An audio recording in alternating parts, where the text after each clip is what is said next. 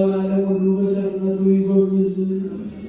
መከራውን፣ ሞቱን፣ ግጭቱን፣ ረሃቡን፣ ስደቱን፣ ጦርነቱን ከዓለማችን ከሕዝባችን ያስወግድልን።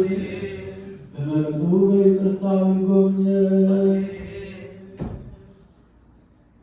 እጅግ ቤተክርስቲያን በገንዘባቸው፣ በጉልበታቸው፣ በእውቀታቸው፣ በጸሎታቸው ጊዜ እያሰቡ የሚያገለግሉትን አገልጋዮችን የሚማኑ ሁሉ ወንዶችንም ሴቶችንም በሕይወተ ሥጋ በሕይወተ ነፍስ ይጠብቅልን።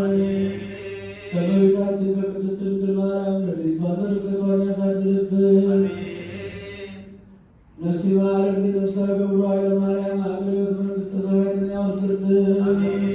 አቡነ ዘበሰማያት